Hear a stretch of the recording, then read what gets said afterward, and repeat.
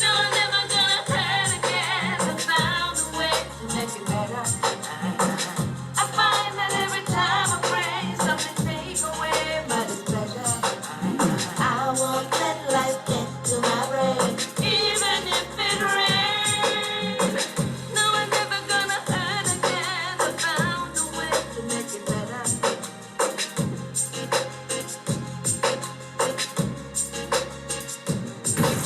The Live Conversation Show. You're different. When you're different. You know what I mean? I know everybody like you. I know everybody like you. I know everybody like you. You hear me, I tell you, brother. Everybody like you. Not you. Be careful of who you call friend. Some of them know why you do better than them. Be careful of who you call your dear one. Some of them are genuine, them are pagans. Greetings, ladies and gentlemen. I'm your host, 10StarGeneral, alongside Sharon Mango. Our guest today is G-Terra. He is the real deal, and we are going to get into a conversation with G-Terra. Going to play just a few bars of this track one more time. Absolutely love this particular track. Take a listen one more time. You're different. When you're different. You know what I mean? I know everybody like you. I know everybody like you. I know everybody like you. You hear me, I tell you, brother. Everybody like you. Not you. Be careful of who you call friend. Some of them know why you do better than them. Real time. Be careful of who you call your dear one. Some of them are genuine, them are pagans. Watch it. Brother, don't put your trust in a people. You can't trust people. Because look at them how they are evil. Your friend want kill you for your vehicle. What type of friend that? Now they know why you elevate them, why you cripple. Does I know, sir? So I know everybody like you. I know everybody like you. Most of the same ones where you call it from, and the same ones where you fight you. Listen me now. I know everybody like you. I know everybody like you. Some of them say them love you, but them are poison. Greetings, one and all. This is Lloyd Brown, and you're in tune to SPRB Radio, the station with integrity. Remember me tell you, Lloyd Brown giving full endorsement to the team. See? So SPRB Radio, I beg you, kick it to it. Let it go. All right. Sharon Mango, how you doing? Hold on. I am good. I knew I was mute. It was like say, you're muted. I am good. How are you? We're checking out G-Terra's music. I have one of my nephews here and he's in the back bobbing like, yeah, we like him. We like him. We like that. We like that. So, ooh, you got, yeah, he in the background. G-Terra, the real deal. Yes. Yeah, man. Bless up. Bless up. Bless up. Greetings and love. Yes, man. Greetings. Yes. Good. Yes. Yeah, man. Everything is blessed. I'm just going through what most people in Earth go through, technical difficulties, and when you try to do something on a bigger level, you're gonna have issues. Yeah. If you do it regular, it is much easier. But when you're trying to go big, things get tough because you have more kinks and more cards for plug in and more. You know, you go. Yeah. There's another trick. Carry some holy water and speak in tongues. Any gremlins that is around, get flush out. I'm telling you, man, because sometimes you need I'm by myself pretty much most of the time. And lately it's been like that here in Jamaica where I'm working solo. Right. A lot of my work I'm doing, I'm alone in the studio producing. And I'm not gonna lie about that. And that's the reason why, stuff is like this. Because usually if I have other counterparts, it gets easier. I could broadcast from all these other cameras and that's right. Yeah. That's right. Well, we're going to delve into, we're going to dive into it. Sharon, introduce yourself. Good evening, good afternoon, depending on where everybody is. My name is Sharon Mango, representing Royal Blend Productions and SPRB Radio. G-Terra, what a pleasure. Blessed, you know, everything blessed, man. Just there, I live it. But listen, I was saying prior to, I believe you and I are related That could be because possible. your father's last name is Hay, is that correct? Yes. Okay, so that is my grandmother's maiden name, and I came back from Jamaica about 2 weeks ago to meet a whole bunch of Hayes. It's just so many I haven't met, and I was like, and they're from St. Anne, Claremont, Clarendon, we're all around. So yeah, I think we are family. If it's like St. Anne, Claremont, yes, definitely we family for real. There's no doubt about it. That's why family. I was like, I'm talking to my blood, and I'm going, hey, no, that's blood. Yeah. I believe that, and you do resemble my mom in a sense of like just, and I'm certain of, you know, like your family members of us, because they are from Claremont, yes, too, as well, and grew up in St. Anne. You know, St. Anne. Yeah. So, and also Guys Hill, cross of St. Catherine. Yes. Yeah, so the Hay family, Guys Hill and St. Anne. My nephews are like hailing you up, saying they love your music. Good, salute to the man, them, yo. Big salute and thank you so much. You know what I'm saying? Coming from nothing to something. Can't see you. Oh my gosh, I had to jump in like, hey. Your Spotify or something like that? Yeah, definitely. All over Spotify. Yeah, I use Spotify. I'm about to download all your See that now? Look at them. They just heard like. Hey man, thank you, man. Appreciate that, bro. Hey, big love, and thank you, because right now, you know, you can. It's the fans, all about the fans, the supporters that's showing you the love of them. You know, them get you there. So thank you, my bro, and I hope you find like songs you really love. You can add to your playlist and work out whatever you want to do to them. You know what I mean? Hell yeah. For real, yeah, we might be family, we might be cousins. No, that's family right there. Because look at him, he looks like what? One love. One love. One love.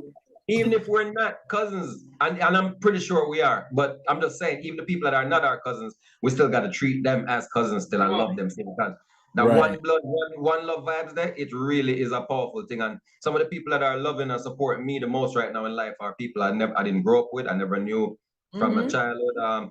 You know, them on a cousin or sister, as you know, a cousin, sister, but they're real family. Like these people to me, I might as well consider them uncle and sister and brother, even though they're not in the blood region, they're closer. So sometimes they say blood thicker than water, but man, sometimes you got some people closer to you than the blood. Yeah. True. So big respect to all the people out there, all the real people, because it's all about, it come down to the heart and the mind, you know, and that it come down to, you know. It comes down to the heart and the mind. It comes down to what's going on up in here and how people really carry themselves on that wholesome level. That's where you can get the real love from them. Because if the person is not loving themselves and cultivating the love order, it's hard for them to even show love to you, even if they're your family. Yeah. Very true. I mean, we've joined people together on this show, like for instance, Kerry Lopez. You know Kerry Lopez, right, Sharon? Yes. She was related to another from the Cables and found out their uncle and niece, you know, and they never never knew. We reunite people on this show. We connect people. It's love. We connect people, but this is my blood I'm talking to right here. Amen. That's why I had to drop the reunion bells. Yep. I had to make something up for that one. Bring it to vibes. That's true, man. Good to unite with the family, for real. Big respect to the whole owner still, you know, and I'm glad to be here with you all. Big up to all the fans and supporters that's checking in as well, and all the family one over there were connect already. Big look, you know. Yeah, man. Spanish Town. Don't forget the Jamaican family here. Yes. Right. Well, Sharon, take your cousin down memory lane. Yes, so cause me just come back from Jam Down to, you know, me just come back about 2 weeks ago. But anyway, this is about you. We're here to give you your flowers. So you have been... Before you begin, I got to big up Soldier Rockstar, my brethren from way back when. He's the person who made this happen. And Yes. I'm working very closely with. Plug. Big up Soldier Rockstone Production, the whole Rockstone media team, family. Yeah, man. Everybody out there, remember that, you know. Big up the Rockstone. That's Pushing right. buttons, pushing plugs, real deal. Yeah, man. I'm just here chiming with you guys. Good afternoon, you guys. Good morning, Good wherever you are. afternoon. Bless up yourself, my general. Blessed love, yeah. You know, I'm just here. Sharon, how are you, my dear? I'm good, my love. How are you? Yeah, man. Give thanks, man. Blessed love, man. 10-star general, the boss. Salute. Salute, sir. All right. Yeah, man. So Blessed love, man. Give we thanks. had to big you Yes, up. sir. We're going to get into the conversation right now. So, Sharon, over to you. Yes. So I'll be G-Terra. tapping from time to time. Yes. Yes. So G-Terra, let's start with, okay, we went through the little family thing, so we're going to be official now, where you were born. Your mom and your dad, brothers and sisters, inspirations, not necessarily in that order, but first and foremost, where you were born and who is G-Terra? Yeah, man. Born right here in the heart of Spanish Town. You know what I'm saying? If you know about Spanish Town Hospital, on that road, they come down to Burke Road. Yes. You know, say right there. So everybody, very famous road in Jamaica. You know, everybody must pass Burke Road one time in their life in there, Jamaica. So yes, I'm born in Spanish Town. You know, raised here in Spanish Town as well.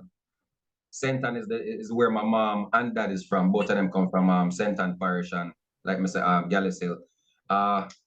Over that side there, I used to grow up there as well, when at the Red Dirt at Claremont. Yes. And raise cow. My uncle used to carry me, go run the cow, them go, you know, graze the cow, them like a cowboy and thing. So those are, you know, my memories as a child, growing up 6, 7 years old in the bush at St. Ann. I come back to Spanish Town and do my thing in a school and play football. So I grew up here in Spanish Town mostly and started pretty much honing into the music early. Was into the music early from Professor Nuts was out there. You know the bus. Oh my gosh, the bus. Professor Nuts. Yeah. That was the first lyrics. I was telling Rockstone about that the other day. That was one of the first dancehall artists where really gravitate to us as children because he make us laugh and things. So even big him up right now on this interview. I like to give shout out to other people as well and give light Of course. to the Acknowledge elderly, them. no matter who. Because Acknowledge in music is a communal thing. And when people realize that music is a communal thing, it's not a thing where you're one away, one man, you each up in a corner and Yeah. going like, no, music is a communal thing. It's a love. When we grow up, the music, what draw me in is, even from Spanish Town, where I look on the artists them on stage together, from Tiger to Yes. Pinchas, Yes. Sanchez, Yes. and all these artists together. You know, I see the unity in it and the love, and it just feel good from morning. So yeah, but I grew up in Spanish Town. Yeah. So home life, what was home life like with mom and dad? Were they influenced by music, or you did have to go to church? You know, you'd have to go to church. All of that and the above, you know. And mostly mom is still, you know, when me younger, you know, because daddy was always in Miami, at work and thing, you know. Okay. So I never really see him. I never really see him a lot, you know, I grew up. But mommy, at Carry we go church, we had do a little singing for choir as youth, you know. We do a little, you know the record of them? Yes. Harmonica. Yes. Me I play my little harmonica. I play Mary, the little lamb and all the little tune there. That's right. Some little church song down by the riverside and them tune up harmonica. And I sing anyway, little singing at church. Well, it's just, the records was playing early from me a little youth. Me I hear the Kenny Rogers and the Michael Jackson and the Kenny Rogers, oh my God. Lionel Richie. Yeah. The Temptations. Anything we can think about, Bob Marley, Peter Tosh, everything I can think about musically as far as records that were playing in the 80s. Because I am born in the 80s, and I'm saying now during the 85, 86, 87, I hear all of these records. Them time I think called Bob Marley alive. Me never know that Bob Marley was passed away since 81. And when I hear Bob Marley in my house, I rinse out on record, me I say, what? Me imagine this man alive. What's this, you know? So anyway, all these records played and mom played them. And she would play them and dance and the vibes in the house would be so melancholy, nice and mellow.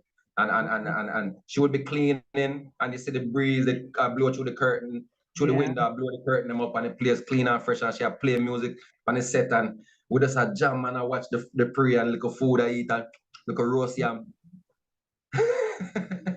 You know the vibes there? Yes, So yes. roast yam and roast pan the back and pan the grill, I go eat piece of she cut piece of roast yam and give it. You know, and by the time she done clean evening, music still a play and the peanut man come down the road. Peanut man. Peanut man. So those how me grew up. That's how the home life for me grew up and know about and you know, little country life, That's climb like tree. good, that's good vibes. Like, you Yeah. know, even painting that picture that you were speaking of, I felt like I was there. You know what I'm saying? That's the most beautiful thing in your childhood, to know mommy was playing the music, daddy's away at work, and then when he come home, it's all peace and love. So you had, for the most part, one of the most beautiful childhoods. Coming up in the 80s with the good music. Now, do you have brothers and sisters? Yeah, man. I have brothers and sisters. Most of them grew up in America though. One sister who grew up in Jamaica with me was Patricia, my big sister. She grew up here and you know, I seen her when I was growing up, spent time with her. That was the only sister our sibling that I spent time growing with. My brother, my little brother Anthony, used to visit every once in a while. He come down with daddy, like once every about 3-4 years would I see him. And I come down, my little brother. So I never really grew with him, but I knew him since we were kids too. Since you know he's a little younger than me, and my big sister. But I have more brothers. I have a brother in California. I never really grew up with at all. I met him one time. Rufus, you know, I said they have a next two sister, Bianca and Alana. I didn't grow up with them as well, but we met at their graduations from Duke University and these different colleges they went to. Yeah, man. So yeah, man. Meet them, but me, yeah, man. Some of my brother and sister, I barely know some of them, but me, we're cool. We're loving too, you know. That's right. Yeah, I'm in the same boat, so I know. Just loving and just peace and love. So tell me about school. What was it like for you growing up in school? Like, what did you aspire to be? I remember when I was young, it was so much options there. I didn't know what I wanted to be exactly, so I was kind of just jumping around from idea to whatever I thought was, you know, something, you know, like for instance, would I say I want to be a pilot one day? Would I want to fly a plane? And then me I said, boy, would I want to build bridge? Cause look how them money build up some amazing things are, you know, because as a kid you see all these things, and when you look at them, you're like, wow, you know, people could do this, people do this, and it starts. So I had a lot of ideas. At one time it was for years, so I wanted to be a football player, like play for, you know, Jamaica or England or some type of cup. In Manchester United, because when we get to that age, there were football was a thing every day. We there out up on the street to play football. I chip up my knee and my elbow and everything. So, you know, the football was heavy for a while, and yeah, that was like a thing. That was it. Like it was gonna be football because I was at every match. I was scoring goals. I was a star player. Became a star player, playing for the Pepsi Cup, playing for my high school. Even before that, I was playing for middle school. So the football thing that lead, them used to call me at one time. Them call me Little Pele and all type of different names. Through me, I stitch up net and shift. I used to pile people, like literally the styles. I used to practice football styles, and I used to pile salad. I used to make people look bad on the field to the point where I was not liked. People would try to kick me down and all these things. So me turn star, mash up the place at St. James High School. Everybody who know me can vouch. St. James High School, me mash up the place by football in a way when me get famous. In a like overnight, me just everybody know me in the school because what them see me up on the field. And so it was like this thing now when me tunnel vision football, but the music, that's a after me start nearly broke my foot now, the music start coming. And the music I say, yo, you know, say football, I don't necessarily, yo, you were dead in this, you know, them time there. Me I play hard and a man kicked me down one day and me I tell you, that fall they nearly killed me because when me drop, I did have some type of flare. Me have asthma when me younger them time. I'm about 13, 14. And yeah, me that still have the asthma go on a little bit, I think. And the last kick down, them I say, yo, it jump up me. When me jump in the mud, them rain was falling too. So I had some whole heap of problems. Probably I got swallowed. I don't know what happened to me out there, but can barely breathe. So after that incident, I think through me get sick away, me start really tend to the music more and spend more time. I think to myself, I said, well, I was still playing football. But it was between these two clashing with me, football, music. So I think the music took over eventually. But how old were you during that time? 14. 14. Because if you can look, since I was 13, 14, I always had books. You always see me like this right here. Since I was 13, 14, this is how I was rolling since I was 13, 14. Books and lyrics. Yeah, yeah. I've written over, I'm pretty sure I've written over 2,000 songs since I've been since a kid. Right. Like that when it comes to music and you hear about me, I'm not trying to compete with anybody or brag about anything. This is just my reality. I've been writing songs since I was 12, 13, non-stop throughout my whole life. So every year, I probably wrote another 50 to 100 songs every year of my life, living this life. And I've lost books with lyrics. I've lost books and folders with lyrics, with my flows in there that people never said, let's get in touch with G-Terra to give him his book back. No, they kept that thing. So some of the stuff you hear on the road might be stuff they getting out of my old books. Right. Yeah. So, yeah, I mean, so that's where it's coming from. 13, 14, no joke. I've been doing this the whole time, and I'm in my 30s now. So you must know, like, yeah, you're young. You're still a young man. So I'm saying now, 13, 14, you're in school. In school now, was there music classes? Were there people you were connecting with to help you, to guide you? Like, what was happening in school in regards to your music? We know you were doing the football, but in regards to that, how was it for you in school doing your music? well, like I said, I've been writing. I used to be in maths class. I was doing maths or English. Once I was ahead and got the little stuff done, I would start writing lyrics. So that's what it started. I remember sitting down this writing lyrics while I finished with the work I was supposed to do in class. I'm just like, what else? I'm going to sit here and look at the teacher? Nah, start writing lyrics. I'm like, all right, you know, and that was kind of like a thing. I used to write a lot of lyrics in class. And then as soon as the break come, the kids would have get out my little friend them. We started with 2, 3 friend them. Beat the desk, make a beat for me. So somebody would have be. And then would have start the podcast, submit the panel, the SPRB radio now. So whatever me have now would have flow. So 3, 4 people that get on, I start vibes and they turn into, after a while, the whole class starts to do this and we start clash. Man over there so with Film Deska beat and we were so with Howard Deska beat up, having a dance classroom clash. And so me get out with my little crew and would do a thing. And it became a thing where it was going for 2, 3 years within school. So, you know, it's from school days, definitely. We were doing the music. I formed my little crew from that because them realized that me I write song. And my friend said, wait, but me I do my little thing to you, come in, and we formed up a little crew named Frost Crew. Okay. Frost, okay. The first time when we ever have a crew of people together run, so we had the music. Frost Crew, we were 14.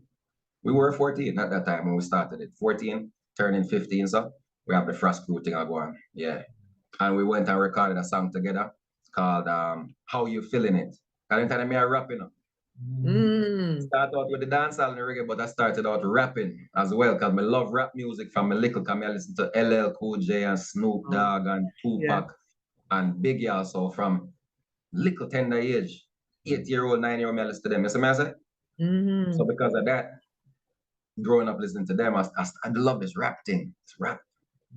You know, so I started out with that as well. And that was heavy. So. Were you still in Jamaica recording? Yeah, man. Yeah, man, in Jamaica. Yes. And we start out with the rap thing in Jamaica as youths. How you feeling it? Tell me how you feeling it. Anytime I step in the place, you know we're killing it. I miss me drilling it and playing spilling it. That's what I was doing at that age. I wouldn't have my lyrics together like I am now as a man, but me that thing I go on. And a producer hear me and he rushed me to the studio. Boom, record me. Some type of 4-track, them time, I can't remember, 8-track. I can't remember what it was, but he put on some type of recording thing. And I hear about myself, I was like, wow. My brethren them come in and put for them verse, we had a song. But we got one interview with Barry G. And one interview for our next station, and then I play one little song on my record, for our old school beat. And well, it's something that go on from them time. But we never had that breakthrough. We never had any type of management or solid foundation with us at that time. It was just us doing the music. So it was freelance, everything. You know what I'm saying? Never have nothing. Nobody Free. would It's know the I was around innocence. there. It's the innocence of it, I think, at It's the the time. love, You don't pure know. love, And pure love. it was just, you loved it, you heard yourself. I'm wondering to myself, actually, what happened to your little recording? Do you know what happened to that recording of you with Screw? I'm pretty sure these guys still have it. What I realize with music business, a lot of people like to kind of collect recordings or, Yeah. kind of hide it off type. Like, That's why I'm asking precisely. yeah, because when you get somewhere with this thing is when somebody usually has the value of it. Oh, that's G-Terra. Look at this classic stuff from G-Terra now. So, I get it. I get the intellectual property, what some people think about and how they approach it and get, so, but I'm not worried about that because right now, trust me, what they want is what I got now. That's right. That stuff is that's baby Yes. food. What they got is baby food. Right. Similar. So, Yeah, man. So you're in school, about to leave school. Where's your mindset?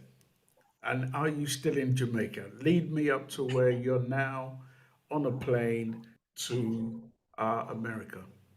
Yeah, I left school.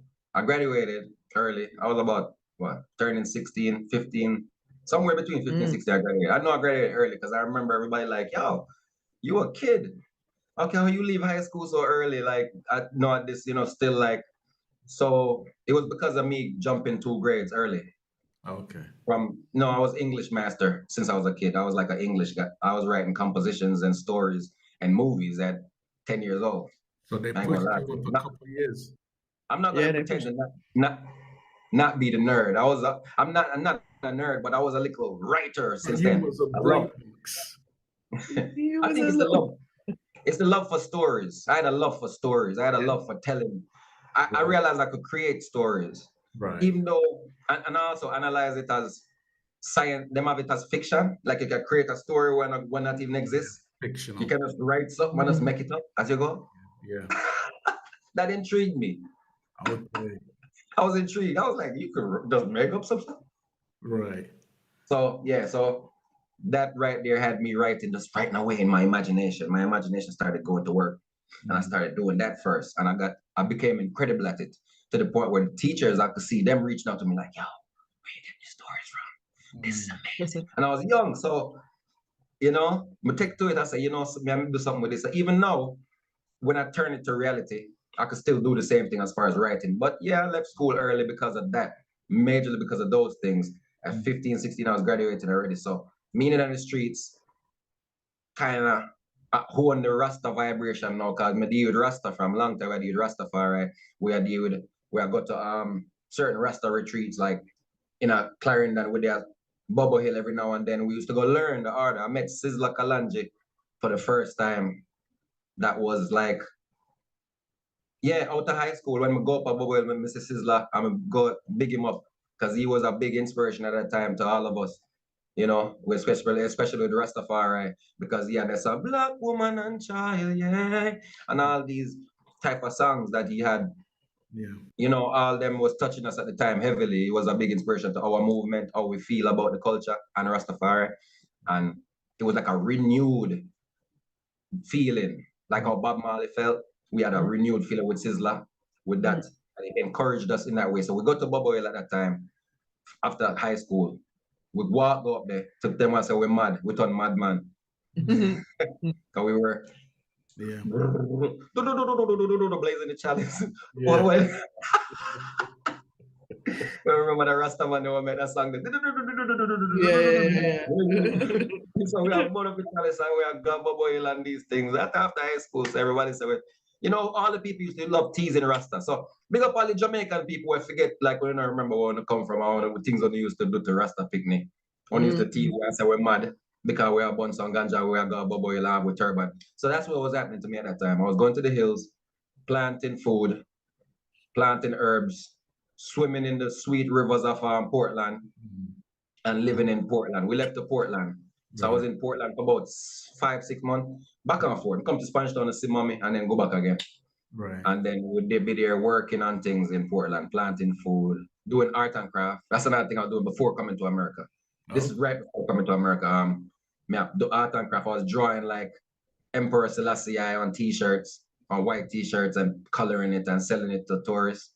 Right. And in Portland, yeah. And that we were living in this place right there in Portland, wide open. Anybody could come in there. And we was just doing art and craft. When we get tired, we go burn 2 chalice and eat some dumpling and natural calabash food. Where we eating a calabash with Empress Lightning and King John and King whole heap of Rasta people where we grew up with right there. So there was nice people, good people, just clean people who come and beat the drum and sing music and just shake the shaker.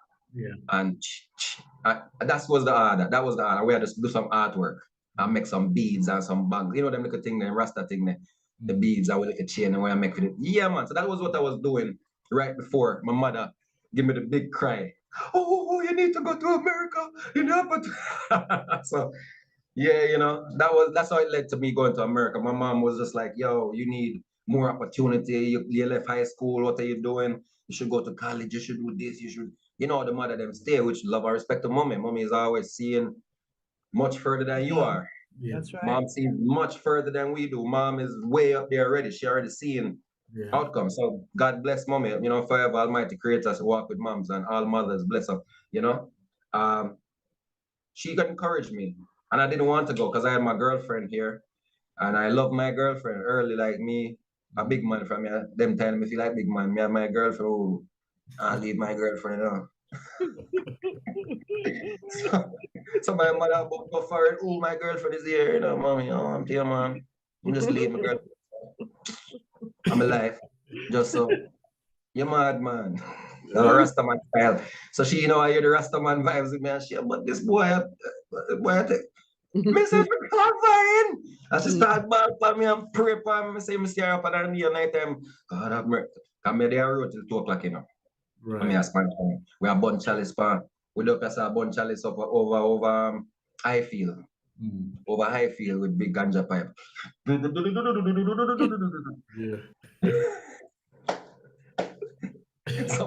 So when you come in, you hear them red like any African out as I hear, right? And mom said me hear them blazing fire when I come in at the place. Young Rasta, mommy has a lot of mercy, my son. So literally, mommy actually thought you were wasting your life away. She's worried about me. Because she think I'm out there 2 o'clock in the morning doing things that. But the truth is, we out there reasoning about biblical things. Yeah. We're upon black reason about revelation, and we are reason about what they must say at this time and who did. We have put things together as a youth, man. Big reason, you know, youth stay. We burn the ganja and we reason. Yeah. We have a segregation. It's about 7, 8 of us out there. So that was what was happening. But mom didn't know. And she had it as maybe we out there doing the wrong thing. And even if you're not doing the wrong thing, police will kill you in Jamaica. Yeah. For just being on the block, you can get shot.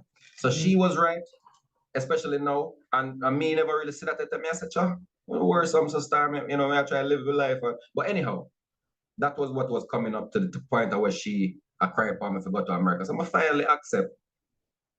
I'm saying, no, all right. I go America and test out, you know, the waters and see what I can do. Because I was nervous about it. Never been to this country to live. Yeah. Yeah. Did you have family in America or someone you could Yeah, go? man. Remember my father lived in Miami from my band. Okay. My father was in Miami. My brother was in Miami. My sisters were in Florida and New York. My auntie them in New York, Brooklyn. My cousin them in Brooklyn, Manhattan, Long Island.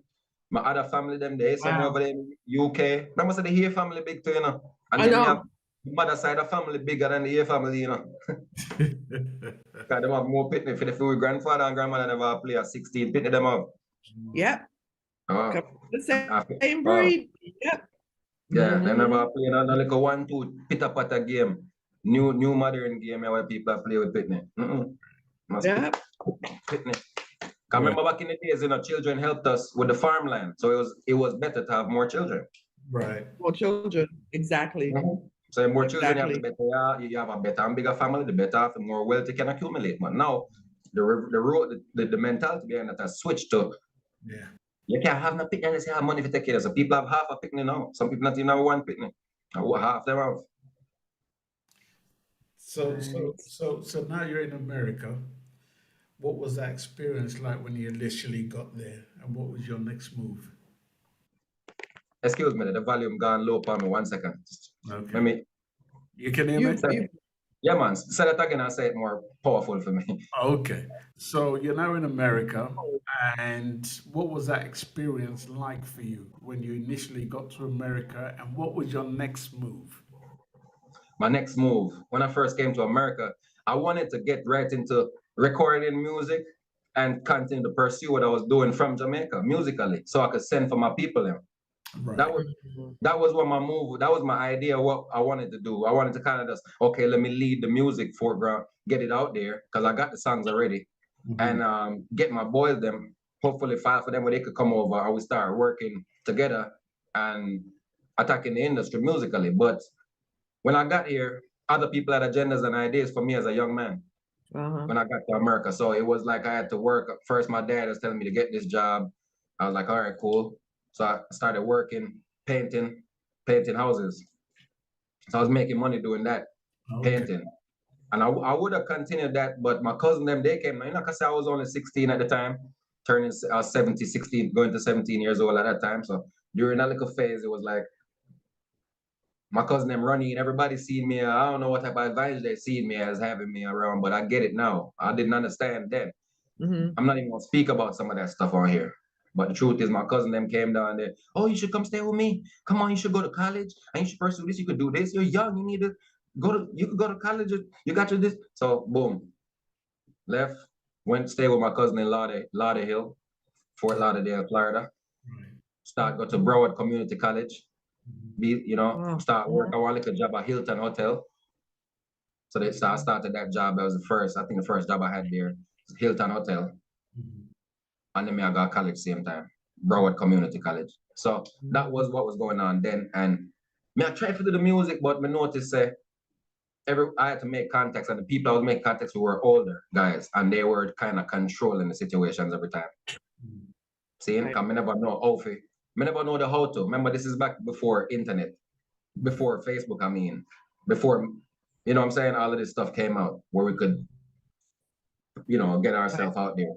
So it was that type of game where you had to look for a contact and a connect to get yourself in, So I find Nakuma and Cloaksman in Florida, Nakuma and Cloaksman from Jamaica, 2 dancehall artists that was doing their thing in Florida, and they was all over the place.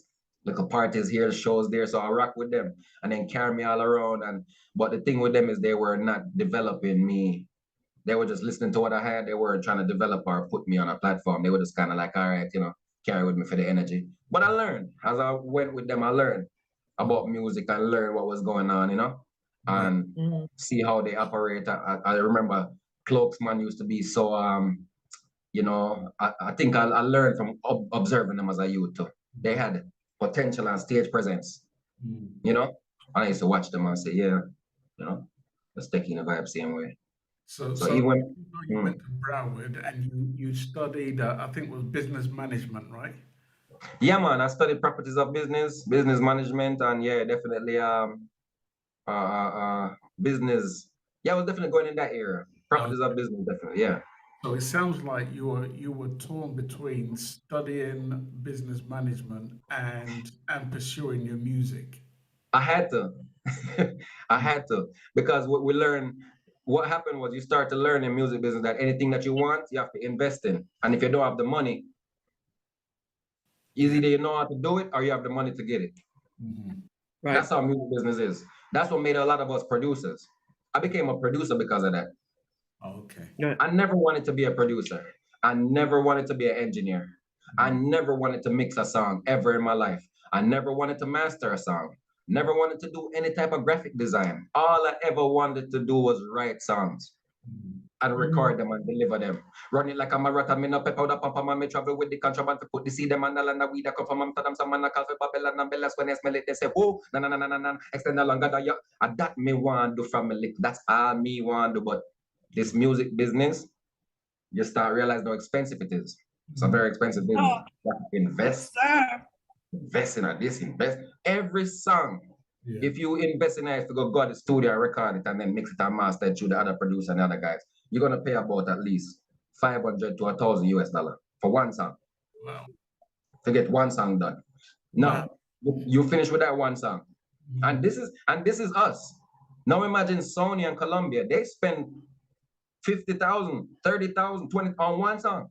Because yes, because they have that type of budget. Now look, when you put out this song now, it sells for 99 cents, $1. So you have to have a broad coverage to get back your investment in music. And that's why people have to understand that when these artists are investing their time and energy in this song, it's not just about that little one song, you know. It's more than that. It's more than about that one song contains more investment than you could ever pay for one time when you buy it. So you burst into the industry, or were trying to get your foot into the industry before the internet. Definitely.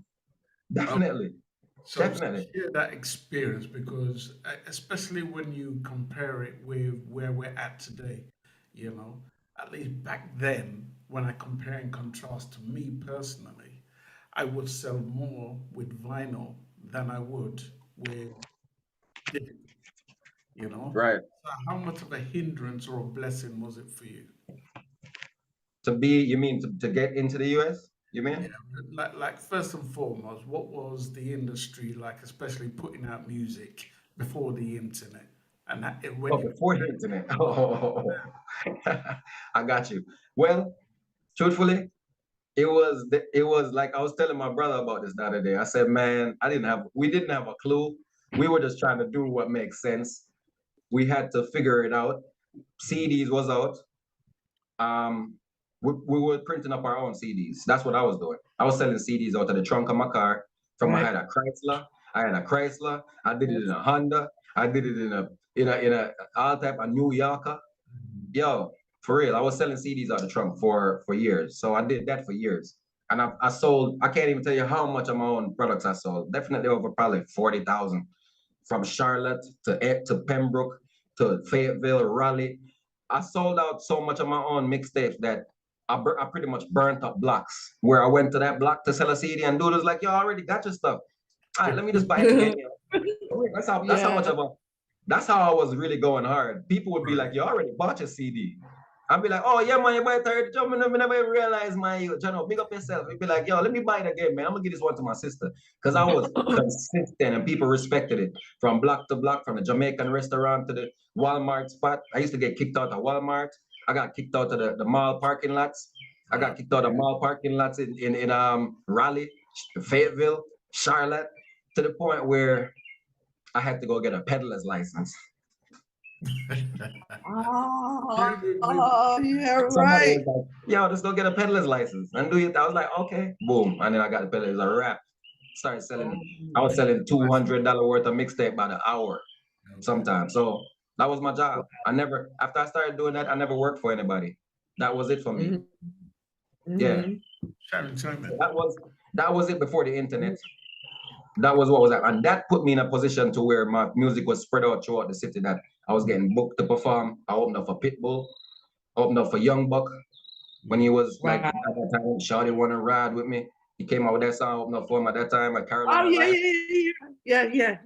Carolina Live, I opened up for him. I opened up for Lil Wayne and his clique at one point.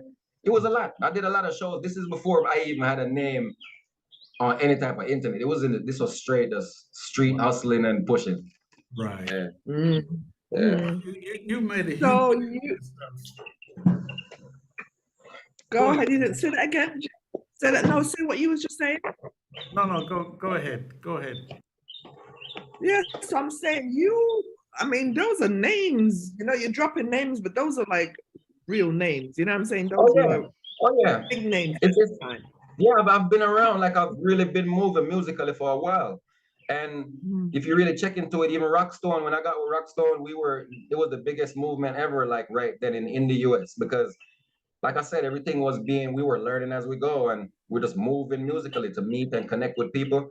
And it's to the point where I got a song with DJ Unk when he was right after he went platinum, Kawasaki. So yeah, you know, we were connecting with the biggest of the biggest and the best. You know, T.I., before T.I. blew up, we was going to a studio in Atlanta. Yeah. During this time now, during this time, you've written so many songs, as you've stated. You went to college for business and all of that. Did you learn, well, hopefully you did at that time, like how to secure your music, because you're writing these lyrics and you're out there performing. Were you signed up with a PRS or you know, or what they have over, I forget what they have over here to secure your music? I wasn't at first. I was going through the learning phase for the whole early 2000s. As a young man, I was going through learning phase of business. But as I got to Atlanta, that was my first performance rights deal where I learned, okay, this is how I secure my music right here to publishing and like BMI, ASCAP, those companies, CSAC, ASCAP, I right, learned yes. what they represent. I had to learn how to work, which was a performer and as an artist. So I got that information right then. And that information empowered me to get the rest of it done. So I started learning copyrights. I started learning registrations for encoding, radio registration, UPC registration, ISRC registration, registering all of your codes and numbers and all of your stuff so that it gets picked up by fingerprint.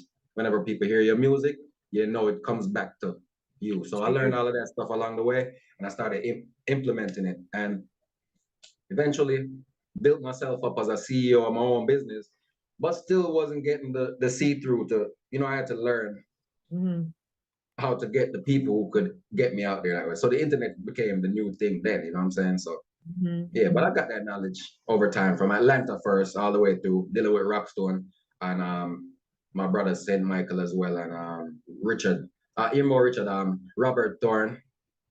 Yeah, Robert Thorne was there. So Robert Thorne definitely helped me knowledge-wise too, like I said. And everywhere after that, what I started doing is reading and studying. And that's what it is at the end of the day. That's ongoing though. You know what I'm saying? There's always a little something. Right. Oh, didn't know about this. Okay, let me learn. You know what I'm saying? Again, you're a relatively young man. So, you know, you were out there, but I just need to know that clarification. You must have known by then, secure your music, secure your publishing. You know what I mean? And because as you know, unfortunately, this is a situation that's still ongoing with a lot of artists. And still trying to repeat that. You know what I'm saying? It's unfortunately one of those situations. So you're out there, you're doing these shows. What was your first song, big song, where people started to say, wow, who that? When name? Who that? You know what I'm saying? What was that song?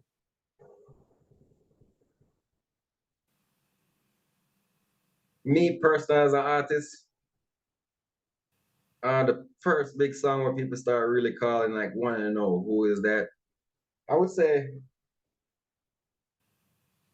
that happened to me more than once, but it's because of us being independent, not getting that big notoriety, industry notoriety all at once, like how it happens in the, you know, when you sign a record deal or whatever. So Kawasaki, I would say Kawasaki is that first one. Because everybody wanted to know who wrote that song.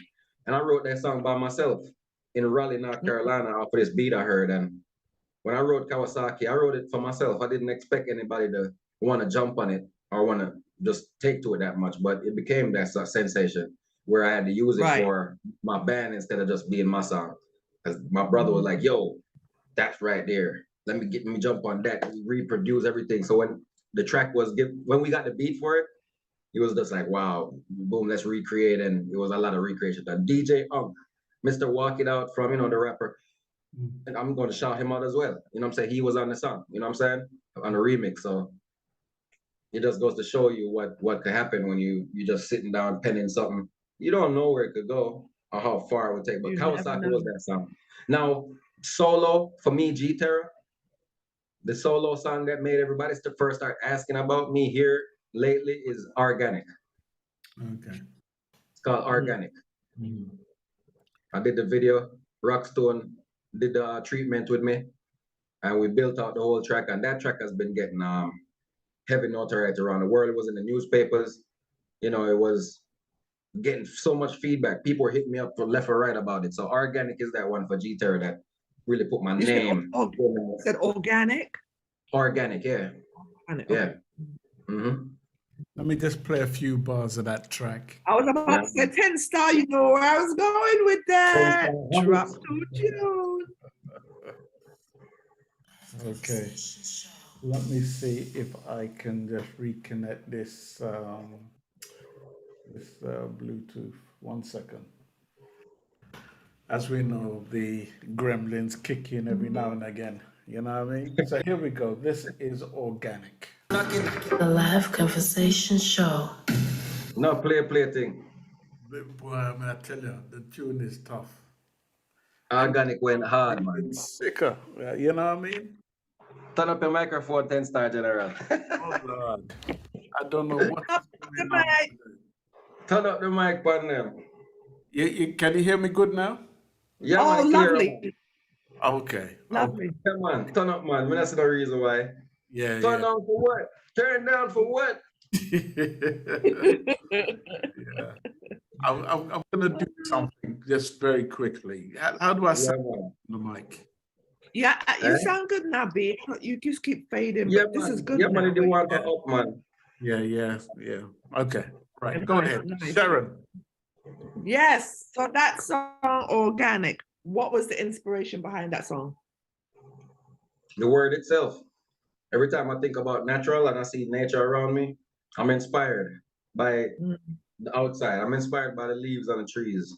I'm inspired by the wings on the butterflies. I'm inspired by natural things. I'm inspired by the orders that's been set by the Most High Creator. And the fact that, you know, no matter how intellectual or smart or technological we get as, you know, people, we could never outdo the Most High Creator nor recreate what He made as He made it, Creator made it.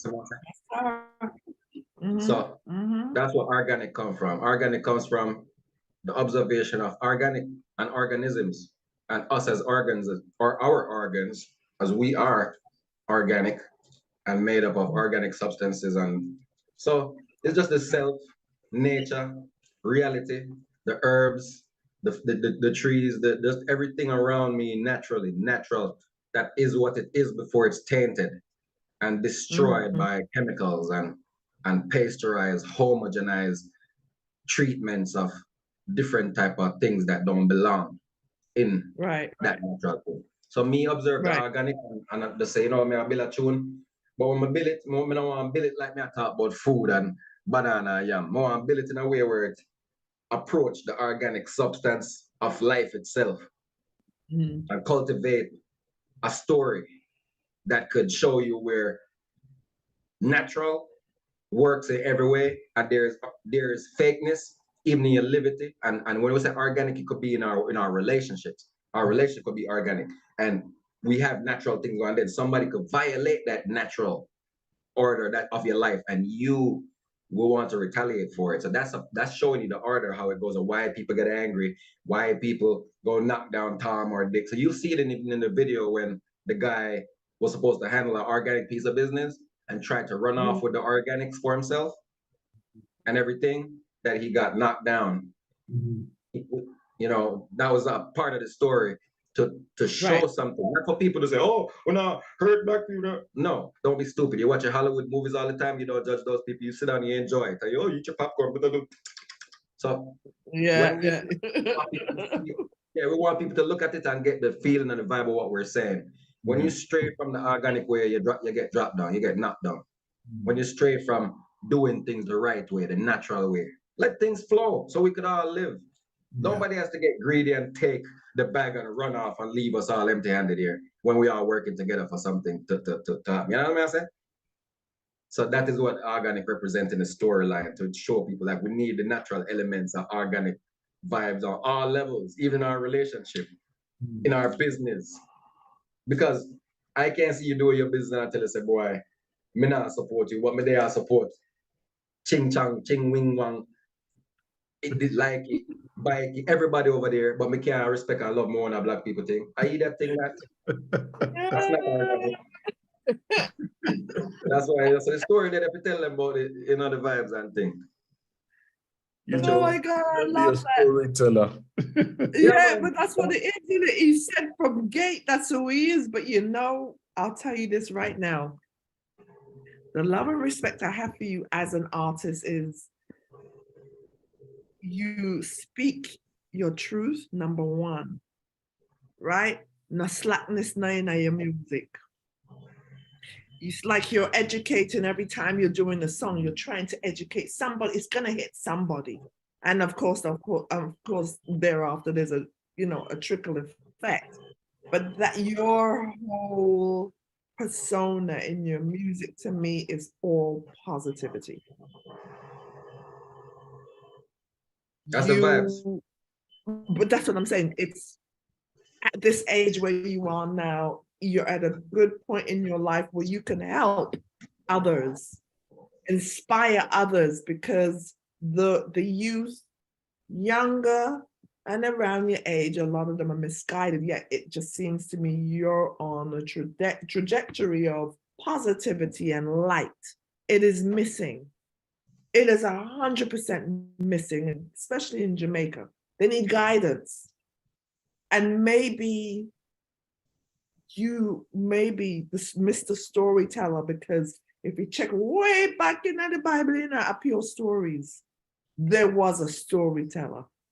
You have come now, you are now in this day and age doing your storytelling. It's no different. So you're here to teach, because you're here to teach. That's true. Not only teach, but they have to beat too. Beat and teach. Can't just teach them. So they have to beat them. Yeah, have to beat them too. You have to beat True. them. Because you are going with people now. It's not like a, I wouldn't tell you, say, boy, we're going to beat up nobody or hurt nobody. No. Sometimes it's like this. Me and your friend. And Mr. say you constantly do the wrong thing. And you constantly do the wrong thing. And you know say you do the wrong thing. After a while, me as a friend, soon as I get a haircut, I'm supposed to box in the head back. Hey boy, you know say a lot. Yeah. Boy, you know say a lot. If you change up that in a brother. Now, real people do real things. People who are docile do docile things. See? So when you have a real somebody around you, they're not going to be your yes man.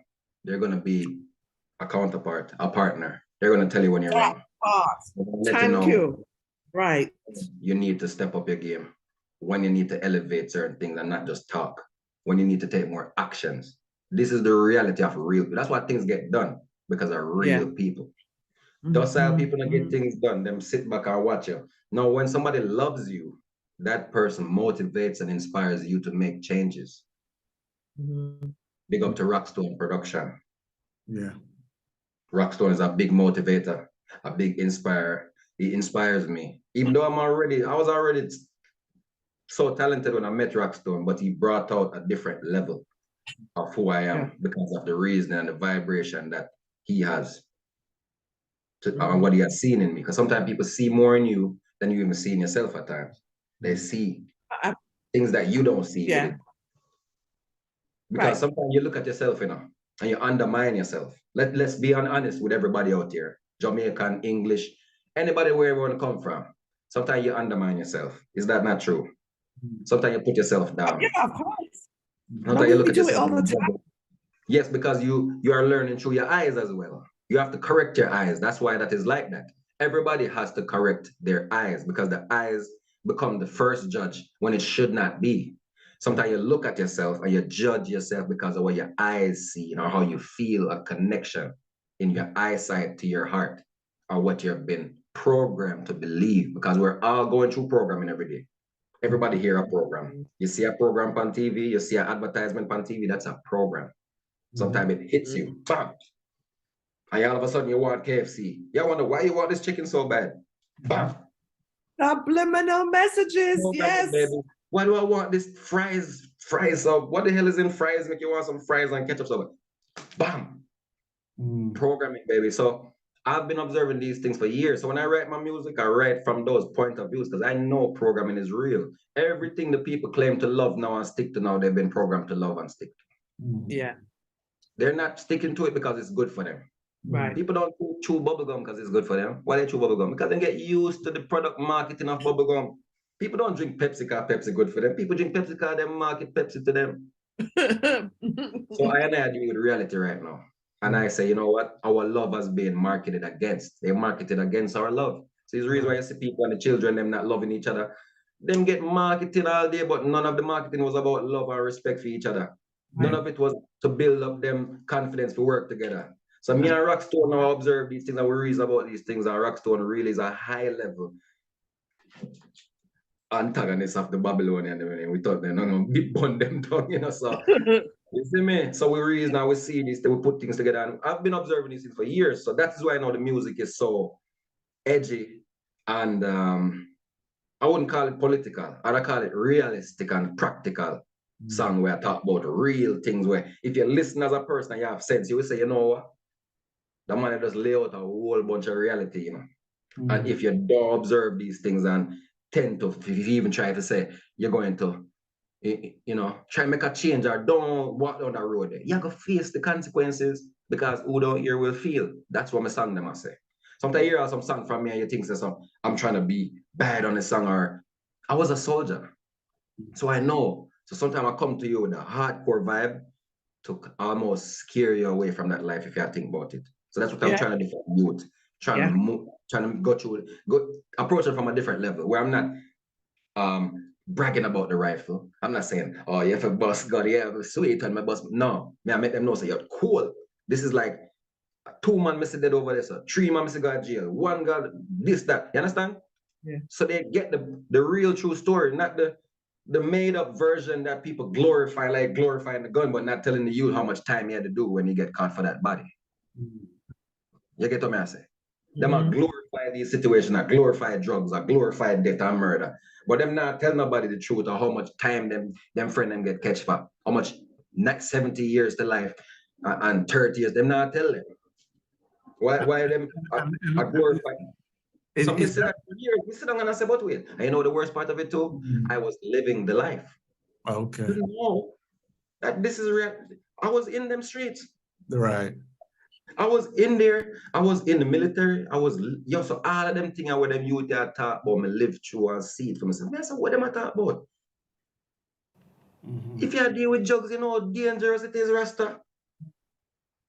You have to worry about your life. You have to worry about your head back if a man got clap you and try rob you every minute. So what them not telling you them. So it's something I say. So I had to say, you know, let me make this music and tell you what I'm going. So I just said that come from too. Right. So did you feel dancehall was lacking something?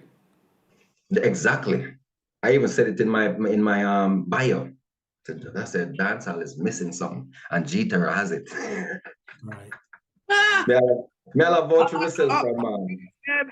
Yes. So basically, you're a man on a mission. Yeah, man. Serious mission. Sometimes I can't even talk about it because my brethren say when you're up on a certain mission, you can't even tell your enemy them what you do. You know, you have to move silent. Yeah. But I'm saying, you can't make the right hand know what the left hand do. Yeah, man. So certain things can't even turn up on the interview. Jano. And so I would imagine meeting Soldier was the game breaker for you. Yeah, man, definitely. Because him is a visionary. Him is a person who are free-minded. He don't have the lock and the block them with enough people mind. Now people have chain, you know, and woolly pot things. Let me show you. If me have a chain, I'm gonna show you. Now people have some chain for like some next chain, you say, you know, chain around the back, and from me so Jim now have that. Yeah. The man with free thinking, visionary, him can, you know? Right. He can draw from the future. Right. The controllers of destiny.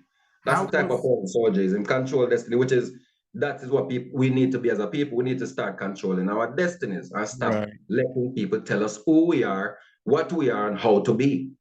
That is the reason why we can't get our power together, because we make people tell we who we are and what we're supposed to be instead of being who we are and doing what we're supposed to do and be exactly who he's supposed to be.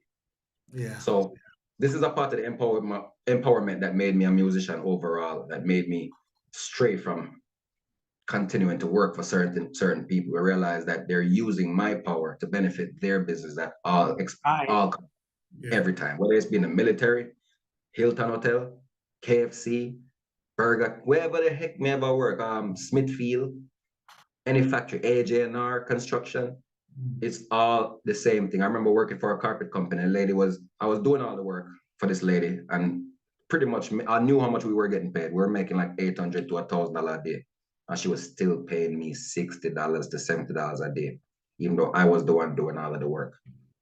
So those are the things that made me start sitting down like, what the hell? I work like slave from morning, 6:30, 7 o'clock in the morning till 7:30, 8 o'clock in the night. By the time I finish with all of these jobs, I clean 4 carpet for 4 different houses. I clean one club floor. The whole club floor, me clean the club floor and clean off the stage and wipe down the bar. And when I finish with all that work for one day and come off at 7:30 at night time, tired and wet and sweaty and nasty and to go bed now, this lady come to me and said, okay, I'll see you in the morning, okay? Here's $70. After we done make $1,000 that day, she should have even nice enough to say, let me get the boy $200 or $150. Something, $70. So when them things that make me sit down and feel like slave, I say, you know what? You have to learn to be the owner, learn to run something for yourself. Yeah. Yeah. I've worked in various companies. I worked at a lot of jobs. I was in the military, like I said, all these things taught me. I've observed all of these things, and I know I'm applying what I've learned from them in my business and to treat people good as well. The one thing I try to do my best at is treating people good. Yeah. Go ahead. Sir, he's a young man rising, and what you said you were in the military. Which company did you serve? U.S. Army. I was in the U.S. Army, 87, 407 FSB, a 92 Yankee, which is a supply specialist on Fort Bragg, North Carolina, is where I stayed and served. Oh, Lord, yes. I was airborne. So yeah, that's the reason why I didn't stay in there too long as well. That's why I didn't stay as long, because the music was riding me nonstop. And the truth is that whenever your destiny is aligned somewhere else, and if you're truly tapping into yourself, you start realizing when you're in the wrong place. That's just the truth. No matter who you are or what you're doing in this life, if you have a certain destiny, because he happened to me. When I went in the military, I went around these soldiers and other people, and they asked me I was doing the music. I was performing at the NCO club, sports bar on Fort Bragg. As a soldier, I was still doing the music. Everybody knew. All the soldiers loved my music. My partner, they was like, yo, what the hell, you even in the army, bro? That's what they kept saying to me. That's what forced me and nearly got me. That's what kind of got me in trouble as well. Because the mentality, constantly hearing that from my peers. Why you even join the army, bro? Yo, you're dope. You're dope. You're dope. And this is Americans telling me this most of the time, Yeah. You dope in Jamaica, I ever heard, man. You like next Sean Paul, bro. That's what they kept saying. I kept hearing, you the next Sean Paul, bro. You the next this, you the next that, every time. And then I had people who literally love my song them so much that I couldn't go nowhere without them requesting me to sing something. So every minute would have to, find one of my songs to sing for them. And that made me realize that maybe I am wasting my time in the military. And I got in trouble because of that mentality. I'm gonna start go out and go party and perform, have a girl in my room till 4 o'clock a morning. The sergeant, them I check for me, have girl in my room at 4 o'clock a morning. The sergeant, them me not trouble, getting that trouble. Me start getting that trouble because of everything. So it lead to where they had me as a problem now. Like, yeah, you're a problem soldier now. You have girl in your room all morning, you're gone here, you're late to PT. So that's what happened to me when I started taking back on the music in there, and I let them know like I'm eventually gonna have to go back to my music life. So they put me on a program, and I start kind of like go perform. Them let me go perform. So it worked out all right, because even though me get in that trouble, them kind of fall back off of me after a while, and I say, you know what, man, this guy want to be a musician, man. Just Let him be. Put him on a show. Hook him up with it. So I started working with military guys, producers that was in the army. They see what was happening with me, and they were like, "Yo, come to the studio, man. Don't worry about that stuff." Oh, wow. Yeah. Wow. Yeah. So it was a lot. It's a lot. Interesting. That's how. That's how I ended up recording my first mixtape stuff and having my CDs and all that stuff from them guys, working with them guys. Wow. It's deep. It's deep. It's a deep story. It's a long path. It's a journey that I've been on. It's definitely been a journey. It's been a straight up from but so much years old, young man, and Yeah. you've just done so much. You just know that your journey, if you think you're just beginning your journey, though, you know, because point in your life, you're living in your purpose, right? Right. You're now living in your purpose. So there's so much more for you to do, because it's not just music is the catalyst without the shadow of a doubt, but you are going to be teaching and moving these young people, you know what I'm saying? It stems with your whole attitude. It's real. It's real. It's the fire. The fire. That's right. Fire inside of us, man. Yeah, but that's what I'm saying. All of the elements is within us, you know? It is within us, but there are people who still trying to find their way through that. Definitely. And that's people like you as a young man, a young Black man at that. Too many of our Black men are so misguided. Right. And we could say so much, them bad, them this and that, but they didn't have anybody to push them, help them, guide them. I'm not saying you didn't know what was going on, because you did, and you was on a great trajectory, but then you met Souljack. You met this person who's elevated you to your next level. And that's what it is. It's always something or somebody, like you think you know what your purpose is until this person comes in and just elevates you to the next level where you did not even. Right. You had the potential to go. A lot of us become very content with what we have and thinking it's working. Yeah. And then another realist comes in and says, "Hey man, listen, you need to be up here." So, you know. Yeah, there's a comfort zone where everybody get locked into. Yeah, we all get stuck in this comfort zone. Comfort zone, and yeah. That's why what I do is I try to make myself uncomfortable all the time by constantly challenging myself to create new ideas and innovate and just do new things as an artist. Like I try to just push myself to a next level. Like stuff that I don't even know how to do, I start trying to do it. So it makes me uncomfortable sometimes, and I'm like, but that's what I've been doing for years now, because of, I've been working with Soulja since 2010, 11. Wow, and that's a long time. Most of my breakthroughs within that time, happened where I went on tour and went in front of an audience of 3,000-4,000 people. I started loving that more than anything, because that's what I really wanted to do, is perform. I want to make the music, record it, put it out there, get the audience reaction, go perform. And perform the music that people love. So if people are singing this song and that's what they love, I'm ready to go perform those songs for those people. So after Kawasaki got kind of big, and we went on to these shows in Pembroke and in the Summer Jam in Fayetteville with like 7,000-8,000 people was there. And we went on stage. We seen the reaction. We seen how this thing works. Because that one song was getting enough spread to be known by thousands. When we got there, we seen the people in the audience that knew the song, holding their hands up, right up on the Kawasaki. They doing the dance, they doing all of that stuff. So I'm looking, I'm like, wow.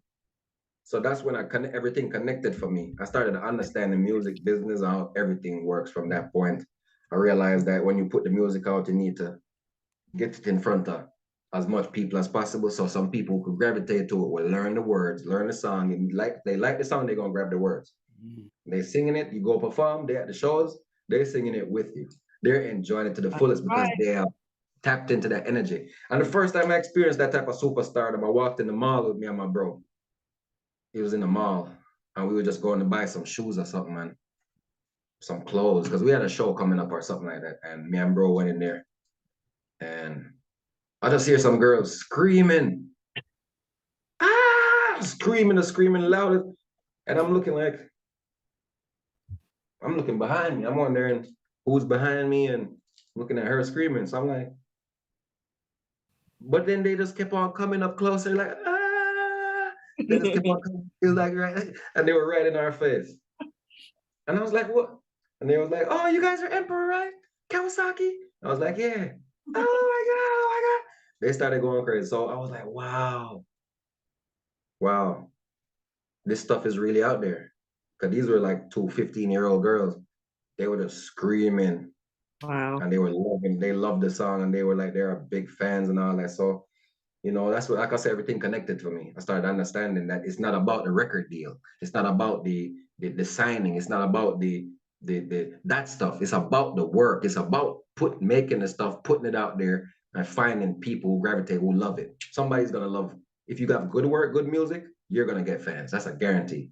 Right. If you're making good music and good songs, that's what I learned. You're gonna get fans with or without a deal. Somebody like you is gonna hear it and say, "Oh, gee, I like that," and tap in and follow and share it and network with you. So it became that for me, and I started doing that at the festivals, parties. I went to the hole in the wall.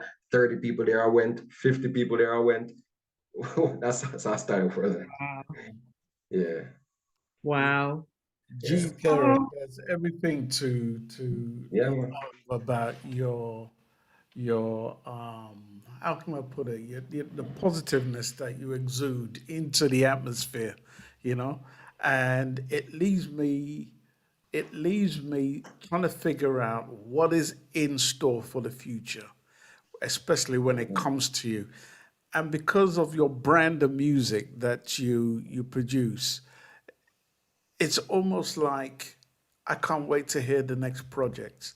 Yeah. Because I'm getting to understand where your mindset is, because a lot of what you say, I can understand and tap into that, especially where we talk about the organic. And even then, when we use the word organic, we got to be careful of the fake, because even fake is becoming organic, organic Yeah, yeah. fake. So we now have to separate, you know, what we've been made to learn and what we now know, and fuse that in with the music. And I think Yep. you have all it takes to leave that. I mean, as soon as you walked in, your music was playing, and here is a young blood in Sharon's house, is an automatic fan based upon Yeah. what he just heard. That's Yeah. powerful. Word It's up. very powerful. And I think to harp on that, what you were saying was right on time, because again, they're my nephews, and I've seen certain things around. I'm like, you're all not listening, you know, coming like in the years. I don't know, I listen to a friend and blah, and this one and that one. It was right on time. So he was standing right here, and he was like, yeah, Auntie Sharon, yeah. Yeah, I said, are you listening to the lyrics? He goes, no, Auntie Sharon. Find out if he's on Spotify. I'm tapping into him now. Okay. So for you to even have that little bit of influence, just in passing, play the whole song, you know, but it was right on time. It came in right on time. That speaks volumes. That is big. Because this is what, 19, 20-year-old. Okay? Right. And it's a deal to stay relevant with the young ones, to captivate them with the kind of music. Well, I'm still young, so it's not hard to stay relevant with young people. But you know, the thing is too is a mindset. Children are mature early. Nobody that you see young is not small-minded or young-minded, as you see. Even when they're 19, 20, trust me, they're like 40 up here. I'm telling you, because I was like that at 16, 17. So and when we said mature, we were going to the store buying stuff when we were like 6, 7 years old. I used to go shopping when I was 6 by myself. Go buy bread, banana chips, butter, Big July, whatever mama want. So because of that, we mature early. So I learned early that age is a thing that you could define in your own way, but you really can't break it down for the person individually because you got some people that are already grown up since they were like 10, 11 because they had to take care of their family business. They had to be in the shop selling products for mama. For real. Like me, we had to take care of mom when she got sick when we were younger. So that made us mature mentally early. We realized we had to be more than just little kids that have fun. We had to take care of sick people. My grandmother was bedridden since I was a kid. So my grandmother was in the bed. We had to cater to her, take care of her, clean her up, help her with stuff. You understand? A certain level of humbleness. Certain, huh? It humbles you. It humbles you for real. Yeah. Pretty much. So all these things teach me. That's why I'm like that. And I'm not a forceful person. I'm very humble. If you're bothered by me, I don't even want to be around you. That's how I am. If I feel like I bother you, I'll take myself away and you won't even see me. You wonder why you don't see me. I'll probably feel like you're bothered by me. And that's how I am. So I'm very humble like that. And because of all these things and these experiences as a youth, I start realizing that people have their own tendencies, their own human nature that you have to work with and learn how to deal with people.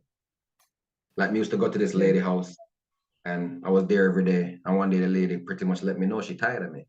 And I was a kid, so I was like, I put 2 and 2 together, like, oh, so when I come too much, people tired of me. Okay, so if I don't come, then they miss me. So I started using.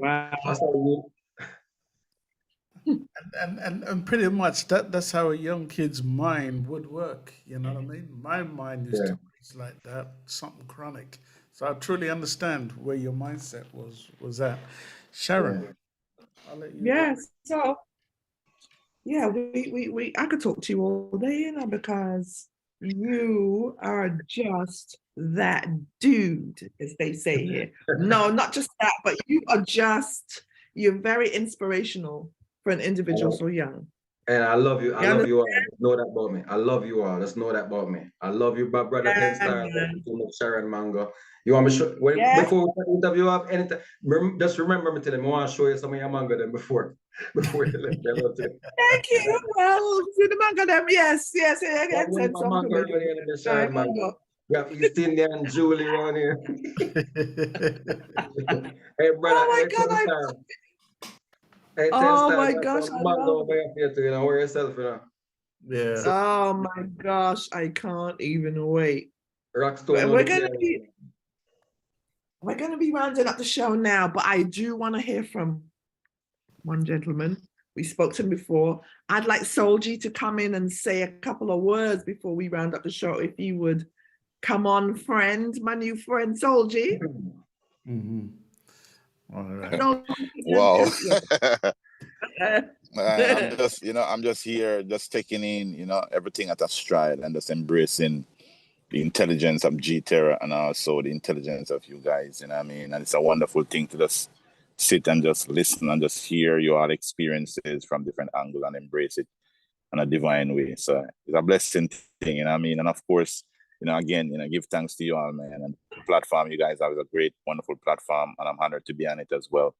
You know what I mean? I'm going to always support it and push it as well. So, yeah, give thanks. Huh? Yeah. Thank you so much, Solji. Before you go, let me just make you understand something, though. You are going to be on this show, too, because you do a whole heap of things, too, you know. We know about you, so nobody think we're going to get away with anything. We're going to dig in for your story, too. So that is until the next time, my friend, just so you know that. Right? Right, 10 Star? That's how it go. Of course. Oh. Of course. All right. Yes. Yeah. Is there anybody else in the chat who wants to say a quick word before we round up the show? To my cousin, if you'd I want to say something. If anybody not gonna say nothing. Okay, let's see. If anybody's gonna say something, please speak now. If not, go ahead, Sharon. Hi. Hello, G-Terra. Hi. Yo, big up. I was listening to you and I'm hearing all the good things that happened to you and all the, some of the things that was not so nice. I'm going back to when you entered the tasty contest. How was that? The tasty talent contest? Exactly. That was yeah, I was a kid. I remember being on the stage and just like trying out for it. It was like I was trying to have fun, but I just entered because somebody said, "Hey, go on, go enter," you know, Mm, because I had the little bars them. Like I had these little songs that I made up myself when I was a kid, yeah. and I was singing them all the time for people and having just laughing and just having fun with it. And then the person told me to enter. So when I did enter, it was kind of like just a spur of the moment, just a tryout. But when I go up on the stage, I started DJ. To my surprise, everybody was like, "Yeah, yeah, Ima, the winner." All No the big lobby man was, fever, nothing. You just huh? no, you didn't weren't you nervous or anything like that? Yeah, definitely was. I remember being nervous, but what happened was it was more than one time performing. I went up there, I came into the final picks. I was Mm-hmm. nervous from the very get-go, of course, but it became like I said, somebody was there with me and they were kind of influencing me. Like, yo, go on, go on, go on. And we just work off of the energy. So it was, and because I was a kid, I think that's why I won as well, because they didn't expect any little 7, 8 year old to have no bars like that, you know? So I came on there Okay. with my little styly, you know, because I was following them other artists for Phenomena, we know, wicked and wild, you know what I'm saying? Wicked Mhm. and wild, Yeah, wicked and wild. And then little stylist, so I was doing that. And they I can picked me out for imagine. that. They picked me out there. I remember collecting all the little stuff and toys that they give me. Yeah, but What about yeah, the group? You form a group after that, yeah? yeah, man. I found my group after that with the And what crew. You happened know. to the members? Well, they're still doing music. Up to my Virgin doing, still making beats. He made a beat for Bunty Killer in the past too, and a couple other artists in Jamaica. So they were still doing music up to the time, but because we separated, Hmm. once I got to America, we never put our thing back together that we had in Jamaica because I go into the army, I go to college, all these things, and them end up go them way. But we kept in touch. Everybody went their way, but we kept in touch as friends and thing. But me, they serious about the music all the time. I'm tell them say if me ain't in a crew, me still I gotta do music solo. I just this thing make me love this thing. Yeah. So you know, like I say, everybody still a do them thing, but me still in a music right now. Yeah, that's Yeah, great. yeah. Very nice. I mean, I read a little bit about you, find out a few things, places you work, and how Mm-hmm. Kentucky, UPS, Mm-hmm. all those places. I mean, Mm-hmm. you know, it's not easy when you're doing music and you have to do all these jobs, end up in the army at the same Mm-hmm. time you're juggling the music. It's it's uh it's an experience. Yeah, It's man. something But you have to survive. training. It is You have to training. survive. You have to survive. And if Mhm. music is not paying your bills, what are you gonna do? What am I Yes. gonna do? What am I gonna do? We get down on the corner, go beg somebody for $100 to help Nope. me until my Work music makes for it? it. Work for No, it. I go get a Mhm. job. I've always done that. I've always been my thing. I've always had a job. Even now, I got a job. Until my music could provide for me and my family, I'm gonna have a job. I don't care what nobody say because I can't sit around and beg nobody to pay my bills. Them. I got bills. I got a mother. I need the help. I got two daughters. One is 16. One is Mhm. 6 years old now. Excuse me, but these people, it's expensive to live. Period. Right now. So if Exactly. me talking about music, I'm in a Hmm. different tour right now. I'm not on tour right now. I'm not selling hundreds of thousands or millions of records right now Hmm. because people only buy into more. The game has changed. Streaming has took over. It's not like one time people will buy your rec album and spread it out to where it go platinum just like that from being a good artist or a Hmm. great talent. No, now it's about hype. They've changed the game around us, so we have to either filter out or get involved with Exactly. what's going to make it. So Very true. me Very, being very honest with true. what's going on, my brother, I'm just be real with you. I have to work in a whatever instant me can for make a money for pay my bills and take care of my daughter them and give to my lovely ladies where my help my mother with her groceries and pay these light bill and these water bill and these phone bills and these internet bills and mortgages and rent. Everything that exists we have to tap into. So man, I have to work. I've always been working. Yeah. Yeah, And if because me, you have some artists who says, "Oh, music is my life. I have to do this," and at the end of the day, they're not making anything, and they're not looking at a job. They're waiting on somebody to help them to come in and Yeah. say, come. You know, they're not Sometimes I they're them get the not breakthrough. going out there putting out the effort. Yeah. Sometimes I them get the breakthrough though. Be honest with you. Sometimes I them get the break because somebody see them and say, you know what, a music alone him want maybe and then push some money behind him. And that's really all it takes to make it. Bread. Not Because the music, always. No, not always. Because no, some of no, them are listen. waiting a long time, you know. They're waiting a long time, especially some artists that come over here to Germany. They're begging when the producers come into Jamaica, they're waiting for them to come down there just to pick them up. Okay. Yeah. I understand that Can't do part. that. I get it. I wasn't really speaking to just that context. I was just kind of looking at the reality like I put myself in that position already. But the reason why I was able to stick to just doing music in America is because America has a different structure from the islands. Island people, it's hard to sell Jamaicans a CD or a thumb drive for $1,000 here. Yeah. Their mindset is not. Mm. They're like, are you on YouTube? I subscribe and they'll stream it on YouTube. But they're not into buying their They're art. not buying music. Right. When I was in America, I could sell anything hand to hand. I sell anything in my hand. I could tell you, yo, my music is on this thing right here, this plastic, but just open it up when you go home and trust me, the music dip on it. And they buy it, yeah. Yes, I'm going home with Buy $10 it there. in my pocket. Yeah. Say it to a brother, and then he said, wait, no man, you're crazy. We'll find you somewhere else. I tell you what, we have to round up the show, unfortunately, because of time. Okay. To keep it going. Yo, big up, salute, respect. Follow me on Spotify. Salute to you, YouTube, G7Terra on Facebook, Instagram. You know what I'm saying? Anywhere you find G-Terra, the music there. Please check me out on iTunes, Apple Music, Spotify, and all these places. All right, love and respect to everybody. I don't know SPRB Radio. Yeah. Blessed love. 10StarGeneral. Blessed love to the Empress. Sharon, your cousin, listen, I'm gonna keep the link. You hear? I'm gonna stay in touch with you because seriously, blood is blood, and I see it now. Man. Blood is blood. I'm staying in touch. Every time, man. Anytime. Yeah. And we could set up another interview as well that we could be more, take another lane or whatever. I'm here. I'm open to it. It's all love because I'm here for you people as you're here for me. One blood, one love, one link. You know. Listen, I'm here for the collaboration. So me go and talk to you after line. We'll talk. You hear? Yeah, man. Respect. All right, Sharon. All right. So, we're just gonna get out of here. Untraditionally, we're gonna log off and sign off. Everybody, God bless. Blessings, people.